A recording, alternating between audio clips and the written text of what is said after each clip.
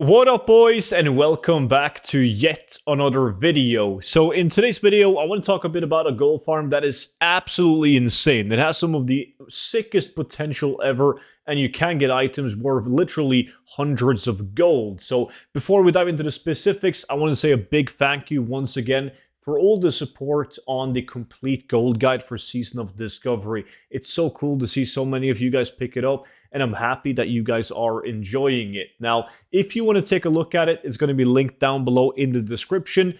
But just know that by picking up the gold guide, it comes with a lifetime of free updates. So whenever we dive into Phase 2, Phase 3, and so on of Season of Discovery, I just update the same gold guide and I send that updated version to your mail.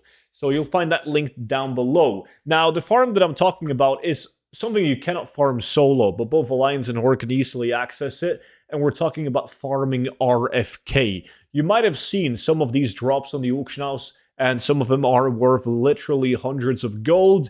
So you want to be killing the trash mobs, and you have items such as Mantle of Thieves, which is Abyss item. You have the Avenger's armor that is level 26, so it's not really going to sell for anything. Pugilist bracers, which are also Abyss at 150 gold, 250 gold market value. You have Wolfclaw gloves, really good gloves. You have the Plains ring. You have a Sword of Decay. You have the Vendetta at 26. Slaghammer, really good mace. Pison's old greatsword. And of course, the Shadow spell damage staff, Staff of the Shade. Really good items. On top of this, while running the dungeon, you also get silk cloth green items at a good level range, so they can also sell for a fair bit of gold. And you can also herb and mine and skin inside the dungeon. So the location, like the entry point of RFK is like all the way down south in the Barrens. Down here, you can see it with this quest if you have Questy installed, where you enter the dungeon. Super easy to access. Just fly to Ratchet or take the boat over to like the Terramore Isle and just run down. Very simple to do. When it comes to the farm itself, there's a specific route that we use because there is high-level mobs inside the dungeon. That's not really worth to kill because they're like level 31, so they take a while to kill. So I want to show you guys the route that we did. This is going to be a really sped-up run. But as soon as you enter the dungeon, you just grab up the mobs and you want to take a direct left.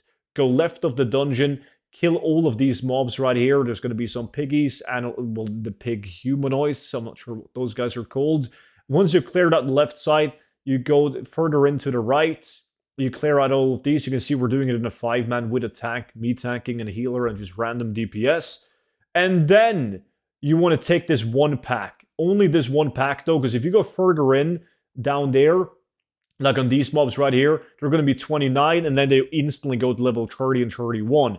After that, you just walk down to the pig area where you have the vine where you would normally do the escort quest, and you can clear the entire area up until the quest NPC, and then you just walk out and you reset. But this is a very smooth place because all of these mobs are like, they're yellow mobs. They're not going to be orange/red, so you're not going to have an issue with resisting all your spells and missing all of your damage. So really good route to take. There's lots of mobs. It keeps on going forever. There's mainly beasts, and you can skin those beasts, so that's really good. You just saw me mine in here as well. And then you reach some more humanoid mobs, which is right next to the escort quest inside the dungeon. You can, of course, do the escort quest as well. It gives you a ring with +6 main stats. So if that's an upgrade for you, you can definitely do that. And once you clear out these humanoid mobs, there's another room right here with more piggies in. You clear out those, mine whatever is up to mine, and then you just run out and you reset the dungeon. So very simple stuff.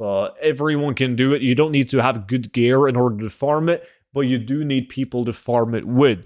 Now, I do know that this farm is not for everyone, because if you're playing the game mainly solo, you could always look for a pug or start a pug yourself, but there's a lot of people that are farming in guilds and actively is joining group farms in they're looking for group channels. So a great farm to do if you feel like you play on those really full pop realm that's locked down. There's so many people playing on them, and every other like mainstream farm has horrible prices. then RFK is usually a very good farm to do, because there's still a lot of people fighting over those blue items on the auction house, and they are quite expensive. So I got plenty more videos to come on how to make gold in SOD, so make sure that you are subscribed to the YouTube channel. That way you'll be notified as soon as the video drops. And you can always feel free to check out the complete gold guide, linked down below. But that would be pretty much everything for today's video. So thank you all so much for watching, and I'll see you all back in at tomorrow's video. But until then, bye bye.